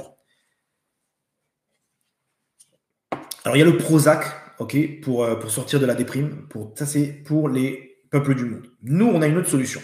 L'autre solution, c'est de récupérer nos étincelles. Comme je vous ai dit, Tikkun Shovavim, un jour, Tzedaka, un jeûne, Tchouva, c'est terminé. Un jour. Et vous avez récupéré tous vos étincelles. C'est jeudi, ok? Donc, il vous reste 3-4 jours pour vous inscrire. Il vous reste 3 jours pour vous inscrire. Après, je ne sais pas si on aura d'autres.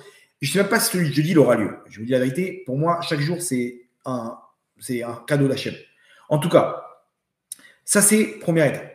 Hachem, il a mis en place d'autres éléments. Vous allez voir pour récupérer ça. Le premier élément, c'est Rabbi Nachman en personne qui l'a fait descendre. Cet élément s'appelle le Tikkun HaKlali. Le Tikkun HaKlali, c'est une combinaison de 10 Teilim qui ramène les étincelles. Bien entendu, ok, j'ai pas vu de source qu'on parle de la semence en vin, active. C'est-à-dire, on parle pas de quelqu'un qui est tombé malheureusement, il a eu des mauvaises pensées dans la nuit et il s'est réveillé un matin, il a vu des trucs, etc. On parle jusqu'à maintenant, on m'a pas montré que c'était j'ai pas vu en tout cas que ça parlait forcément de cette semence de la semence en vin active, que le mec il est tombé vraiment toute sa vie, etc., qui va lire 10 Teilim et qui l'aura réparé. Rabbi Nachman lui dit qu'on parle de la semence en vin par inadvertance. Quelqu'un, jusqu'à aujourd'hui, malheureusement, il dit moi j'ai arrêté cette affaire-là depuis longtemps, mais qu'est-ce que vous faites? Qu'est-ce que vous voulez? On regarde des choses. Ça rentre dans le cerveau, malheureusement, au bout de quelques jours. Ça sort. Le gouffre, le corps, il n'est pas hermétique. Et donc, le mec, il rentre dans des problèmes, etc. Qu'est-ce qu'on fait à ce moment-là? Eh bien, sache qu'il y a Rabbi Nachman, il a fait descendre un cadeau sur terre qui est le Tikkun HaKlali. Bien entendu, celui qui se connecte avec Rabbi Nachman va l'amener à réparer aussi l'autre Averot qui était active, okay, que le mec faisait de façon active. Rabbi Nachman, il est là pour aider une personne au tikkun de sa neshama. C'est pour ça qu'aujourd'hui, à la fin des temps, on ne peut pas sans Rabbi Nachman. Et tout le tikkun neshama qu'on va faire, c'est en parallèle avec Rabbi Nachman pour qu'il puisse nous aider à ce qu'on va faire, à l'amener au bon endroit. Ok? Rabbi Nachman, ceux qui vont à Ouman, ils voient ça dans l'année, ils arrivent facilement à sortir de là-bas, de ces problèmes. Ils ont une force. C'est quoi cette force? C'est que Rabbi Nachman, lui, il a réussi à faire descendre cette lumière, de sortir, de réparer. Vous avez compris pourquoi on appelle ça le Tikkun HaKlali, la réparation générale. Pourquoi? Parce que lorsqu'on a réparé ça, on a ramené toutes nos étincelles. Et donc, on a tout en nous, donc on a besoin de rien du tout. On a tout réparé. T'inquiète pas, ton shalom bayit, il va s'arranger, ta parnassa va s'arranger, ta santé, parce que tu as tout, tu as toutes tes étincelles, tu as l'abondance d'Hachem. Ça, c'est le tikkun haklali. Premier élément, retenez bien, tikkun haklali. Vous allez au mikvé, vous faites le tikkun haklali, ok, vous vous connectez avec Rabbi Nachman. Sachez une chose, c'est que Rabbi Nachman, maintenant, il va intervenir dans votre neshamot pour pouvoir vous amener à vous sortir de là-bas. Ok. Comment il fait? Par l'intermédiaire de ces 10, la combinaison de ces 10 livres, de ces 10, comment dire, 10 Teilim, ok, qui font, avec aussi le petit texte qu'il faut lire avant, qu'on se connecte avec la Neshama de Rabbi Nachman. Et Rabbi Nachman, lui, c'est sa force. Il vient, il sort une Neshama de là où elle se trouve et il lui ramène ses étincelles. Vous pouvez voir le cours que j'ai fait sur opération Bet Amikdash à Ouman. Vous allez voir que ça rejoint un petit peu le cours qu'on a dit maintenant, que Rabbi Nachman, lui, il ramène les étincelles du Bet Amikdash dans les Neshama. Lorsqu'on va à Ouman, là-bas, il y a un grand c'est très grand dans la Ouman à Rosh Hashanah, parce que là-bas, il se passe quelque chose de grand pour la Neshama. On récupère toutes les étincelles en un moment, en un instant. Rabbi Nachman, il s'occupe de nous ramener les étincelles. Ça, c'est la force de Rabbi Nachman. Le Harizal, il donne une autre solution, c'est de faire le Kriyat Shema à la Mita. Lorsqu'on fait le schéma avant de dormir, il faut savoir une chose. Quand on dit Baruch Shem Kevod Malchuto Leolam Vaed, le dalet là, de Vaed, il faut le prolonger et vous imaginez que maintenant, c'est tellement fort, hein, mais il faut vous imaginer 2 épées spirituelles de lumière, ok, qui vont venir frapper les forces du mal pour récupérer les étincelles qu'il y a à l'intérieur et les ramener dans votre neshama. Quand vous dites Baruch Shem Kevod Malchuto Leolam Vaed, il faut vous imaginer que cette force du schéma qu'on dit avant de dormir, il a la possibilité de récupérer les étincelles.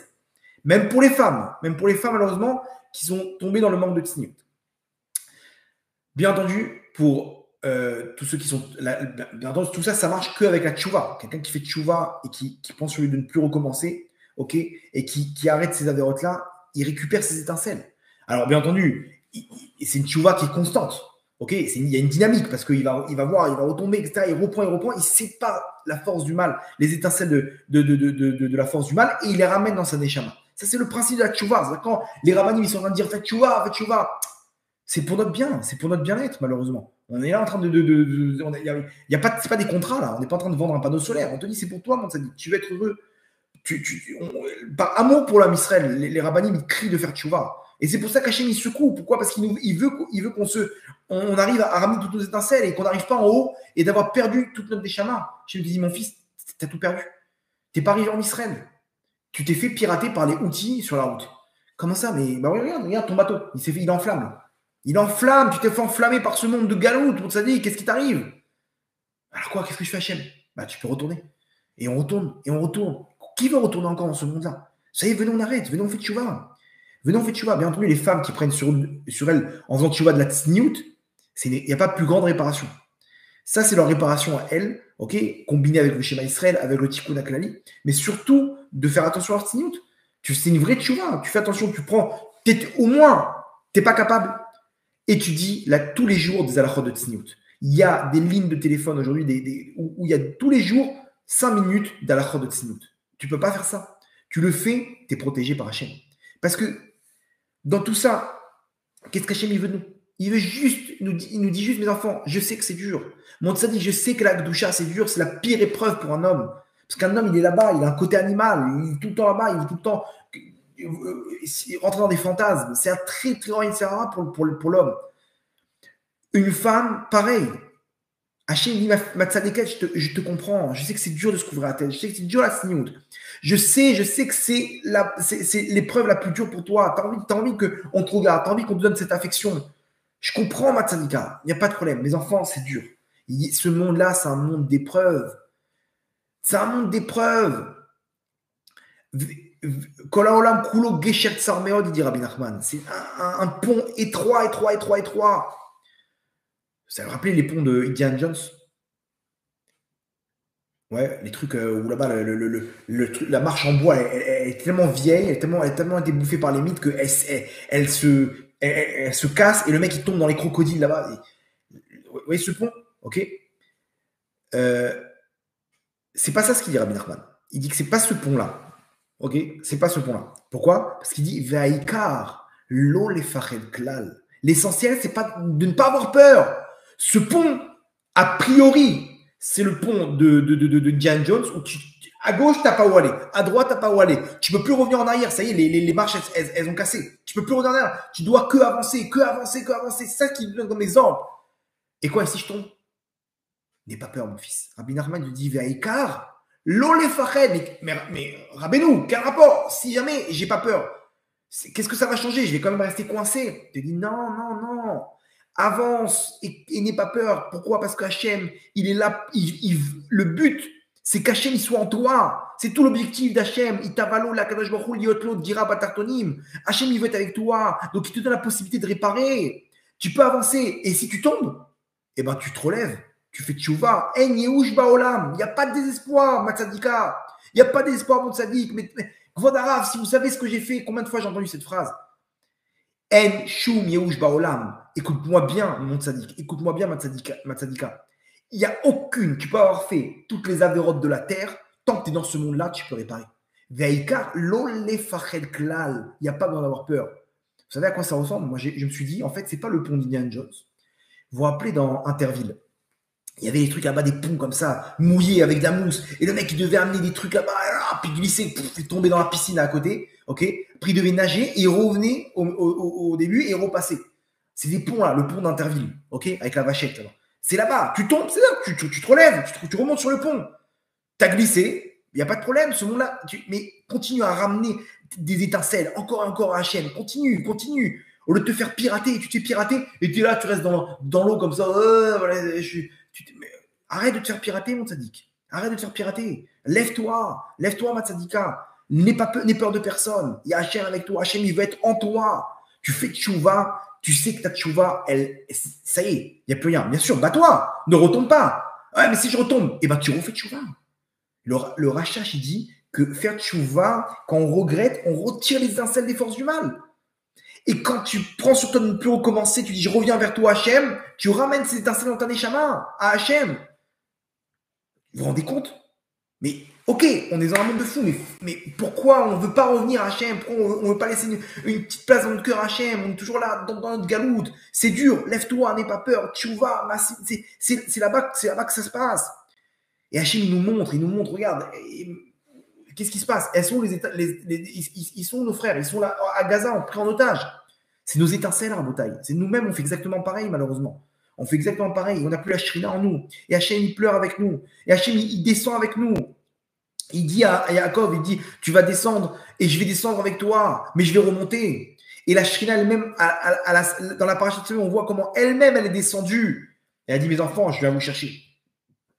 Rabotai, là, on est à la fin des temps. Bientôt, Hachem va dire, mes enfants, vous êtes dans le 50e degré de Touma. Bientôt, je vais venir vous chercher. N'ayez pas peur. Je vais descendre avec la shrina, je vais venir vous chercher. Mais dans l'obscurité, tant que vous êtes encore là-bas, continuez encore votre travail, parce que vous ne savez pas combien vous me donnez des forces, combien chaque petit pas, il est énorme. Il est énorme. Aujourd'hui, on n'est plus dans battre des records. On est dans le limiter la casse. Quelqu'un qui limite la casse, il ne se rend pas compte qu'il arrive à des degrés les plus hauts dans les mondes d'en haut. Ah, mais je suis quand même tombé. Azma, tu fais tchouva, lève-toi. Tout va bien, tout va bien. Ok, ouvrez les yeux, on est dans ce monde-là. Ok, ce monde-là, on est dans le Beten Anachash, mais on a Hachem avec nous. On a Hachem avec nous.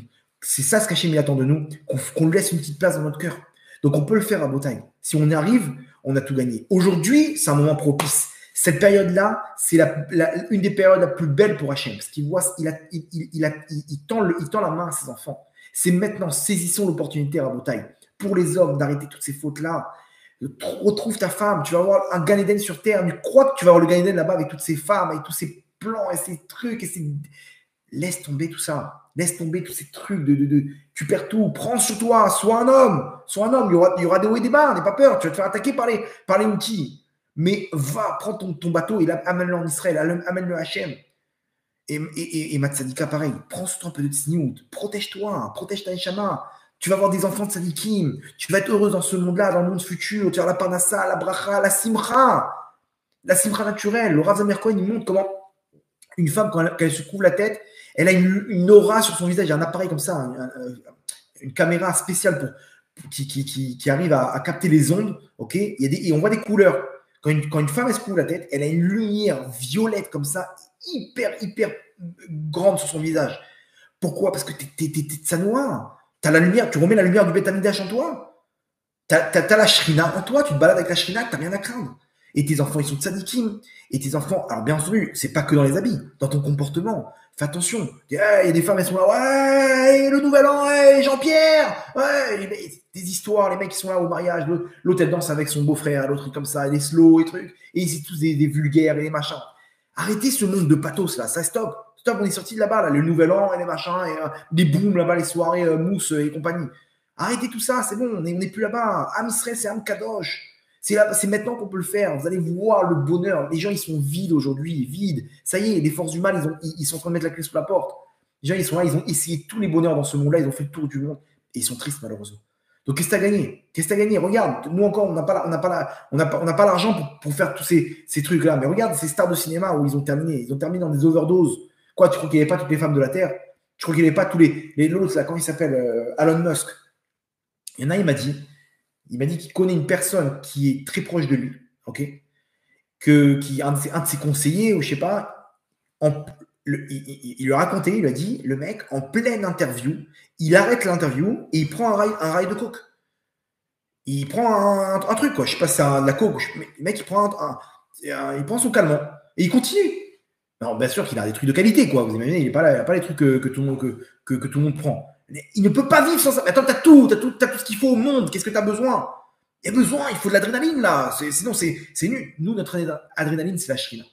Donc aujourd'hui, on peut le faire. Avancer un petit peu, un petit peu. J'ai des élèves, ils tombaient dans cette faute-là de Zera Levatala. Je dis, mais tu peux 5 minutes, tu prends le chronomètre, tu dis Hachem, 5 minutes, je vais le faire pour toi, je ne vais pas tomber.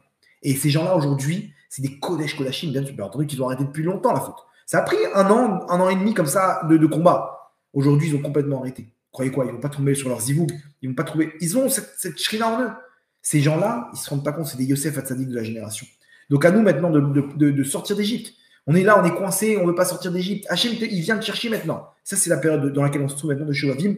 Hachem vient nous chercher. Venez, on prend la main d'Hachem. C'est dur, c'est vrai. Akash Baruch Hu, il nous prépare. Il nous prépare le mariage. Il vient en nous maintenant pour nous récupérer et nous prendre comme un mari qui vient récupérer sa femme. Et là, c'est le début du Gan Eden sur terre. Dans ce monde-là et dans le monde futur. On va finir avec une petite histoire, si vous le voulez bien. Rashi Akadosh, okay, tout le monde connaît Rashi, le commentateur principal de la Torah, okay, Rabbi Shlomo Yitzhaki. C'est un Français, ok. Et à la fin de sa vie, il a prié à Hachem qu'on lui montre sa place dans le Gan Eden. Il voulait voir, il était curieux de voir est-ce que je suis. Ok, je sais que j'ai fait Hachem m'a donné une grosse neshama, mais c'est quoi la place dans le Gan Eden? Un jour, on lui a montré en rêve, on lui a fait comprendre, on ne peut pas te montrer ta place dans le Gan Eden, mais on peut te montrer à côté de qui tu te trouves. C'est-à-dire, si tu comprends à côté de qui se trouve ta place, tu comprendras que ta place, elle est bien ou moins bien. Ok? Et on lui montre un certain Shimon qui se trouve en Espagne. Bon, lui, il est en France, Rachi.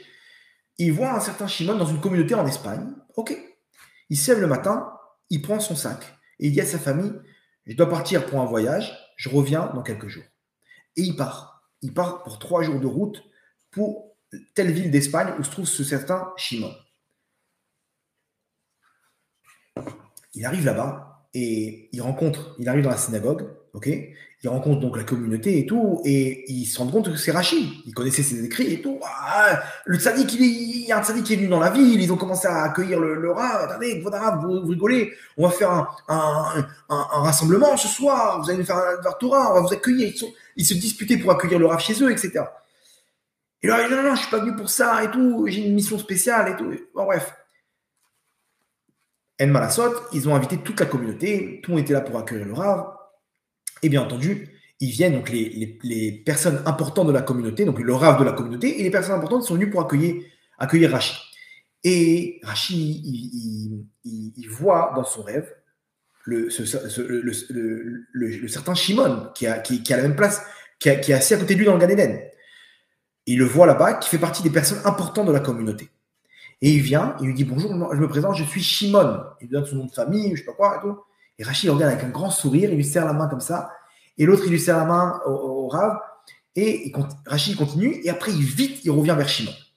Il attrape comme ça, donc maintenant tout le monde commence à prendre place là-bas dans la réception qu'ils ont fait et tout. Et Rachid prend ce Shimon, il dit, je t'en prie, qu'est-ce que tu fais dans ta vie? Il dit, moi, j'ai une vigne, j'ai un peu d'argent, etc. Bah, au prochain, on essaie d'aider un peu à droite à gauche pour la communauté, on fait des dons. Voilà, mais j'étudie, moi, tous les matins, j'étudie et je travaille l'après-midi. Bah, au prochain, Rachid m'a donné une grande famille, je suis content, j'aide et tout.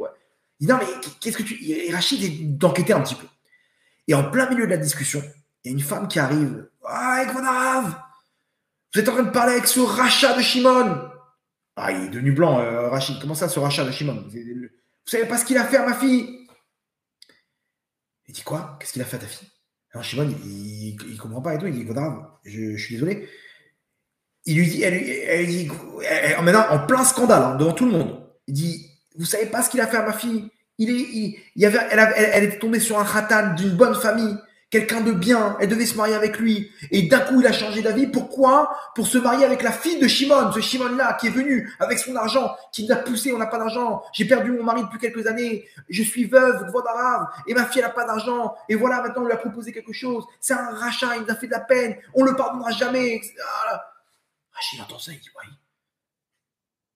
Il s'imagine, il dit, attends, mais lui, si c'est un pourri, c'est-à-dire, en fait, ma place au Gan Eden, il se retourne vers Shimon, il dit, c'est vrai ce qu'a dit cette dame? Non, il voit que tout le monde le regarde avec des yeux, genre, il dit au Rav, il dit, voilà, si vous le voulez bien, je préfère, vous savez quoi, je préfère pas prendre ma défense, mais si vous le voulez, je vous invite tous à savoir si tout ce que cette femme a raconté est vrai ou pas. Chez moi, dans ma demeure, il avait comme un petit domaine comme ça, avec sa vigne, un petit château. Dans ma demeure, cette semaine, tel jour. Il donne la journée, jeudi soir, ok, disons. Jeudi soir, vous venez tous chez moi, j'invite toute la communauté. Et je vous dirai si cette femme a dit est vrai. Et vous, madame, vous venez aussi avec votre fille. Bien sûr, on va venir devant tout le monde. T'inquiète pas. Pauvre type. Et elle s'en va. Rachid, il va voir cette femme, il dit, j'en supplie, venez, j'ai absolument besoin de voir, etc. Je reste, je veux être là pour voir la soirée. Rachid, maintenant, il est en train de pleurer. Hachem, il dit, mais qu'est-ce que j'ai fait? Qu'est-ce que je t'ai fait? Dis-moi s'il faut que je fasse tchouva. J'ai pas une bonne place au Gan Eden, je comprends pas. Dis-moi, Hachem. Et il pleure, et il prie, donne-moi, montre-moi, je t'en prie, je vois. Si c'est un tzaddik, alors montre-le-moi. Si c'est pas un tzaddik, montre-le-moi aussi, comme ça je peux faire tchouva et je peux changer de place dans le Gan Eden. Ok. Ils arrivent le soir, et Rachid est là à l'entrée de la demeure, et il attend la femme avec sa fille. Elles arrivent, et ils entendent de la musique. Ils entendent genre une grosse préparation comme ça. La femme, elle vient, elle rencontre le Rav, elle fond en larmes avec la fille qui fond en larmes. Mais ne nous dites pas qu'il nous a invités au mariage de sa fille avec celui avec qui ils commencent les deux à fond en larmes, la maman et la fille. Rachid, là, il dit, ouais, il en est hors de question. Venez, vous inquiétez pas, je vais m'occuper de lui. S'il faut, on va le renier du Ham Israël, on va faire un truc, un idouille, machin, etc. Vous inquiétez pas, je suis là. Voilà, merci d'être venu avec nous. Voilà, vous êtes là, vous êtes un envoyé d'Hachem, vous êtes venu de France juste pour ça, pour nous sauver. Et ils avancent. Et le Rav, il est terminé, il arrive devant la demeure, et là, d'un coup, il voit Shimon, costard, le petit nœud papillon. Et il voit comme ça des pancartes derrière, Mazal Tov, machin. Ouais. L'autre, elle est en syncope, en pleine heure, elle va s'évanouir. Et il les accueille, il dit Beruchim Abaim, bienvenue au mariage de. Et il dit comment tu t'appelles, Matsadika? Et la jeune fille, elle vient, elle comprend pas. Elle dit mais quoi? De quoi tu parles? Elle dit comment tu t'appelles? Elle dit Chana. Elle dit bienvenue au mariage de Chana. On t'a tout préparé vite. Ma fille, elle t'attend. Elle a préparé une robe incroyable pour toi. Il y a la maquilleuse, tout le monde est là, la coiffeuse. Vite, dépêche-toi. Il dit mais quoi? Mais comment c'est possible? Elle dit vous inquiétez pas. Comment dire? Le truc il a été mis en place. Shimon, c'est quoi cette histoire? Dans l'autre, ils sont tous en train de sécher leurs larmes. Voilà, je vais vous expliquer. Il y a eu un malentendu, ok? On a nous aussi demandé des renseignements sur ce Khatan, ok? Il a commencé là-bas, l'autre a dit non, eux ils avaient demandé avant. Quand on a appris qu'il avait déjà commencé le Shidour, alors on a annulé. Malheureusement, il y a eu un malentendu. Ils pensaient qu'on leur avait volé le truc. Maintenant, nous, de là, moi j'ai appris une chose, c'est qu'ils n'ont pas d'argent et qu'elle est veuve, cette femme-là. Moi, j'ai une grande maison. Au Hachem, on a des servants, on a des trucs, on a des cuisiniers, etc. On va lui faire le mariage. Il n'y a pas plus grande tzedaka pour nous que de faire un mariage à cette jeune fille. Donc, il lui a plu le khatan. Ils vont se marier. Ils n'ont pas d'argent. On fait la mitzvah. Est-ce que tu veux toujours te marier? C'est le rêve de ma vie, bien sûr. Je l'ai aimé, cet homme-là. Je veux me marier avec lui. Ok, alors on est parti pour un grand mariage. Vite, madame, allez vous habiller vite. Ma femme, elle vous attend. Elle vous a préparé toute une garde-robe. Vous choisissez la robe que vous voulez. Arabe, venez vous installer vite. J'ai ouvert le meilleur vin qu'il faut. La communauté, les gens, ils arrivent. Venez, on va préparer. Je vous en supplie, est-ce que ça vous dérangerait de faire la roupa? Waouh, Rachid a vu ça. Il a vu un homme, mais d'une pureté d'esprit. Waouh, il a compris. Il a dit Hachem, merci. Merci, tu m'as montré, Baruch Hachem, j'ai une place à côté de toi. De cette histoire, Hachem nous montre une chose. Et Hachem, il a montré quoi, Rachid? Ceux qui sont à côté de moi, c'est ceux qui sont exactement là, dans le mariage qu'Hachem il attend de nous. Cet homme-là, il se comporte exactement comme Hachem. C'est-à-dire que, mais dis-leur tout de suite que c'est un malentendu. Non. Et je vais leur préparer un très beau cadeau, une très belle soirée. Le mariage avec ce Khatan-là, c'est moi qui vais l'organiser. Et je vais leur faire la plus belle des surprises. Mais dis-leur, non, je leur dis pas. Ils vont passer par là, comme ça la surprise sera encore plus belle.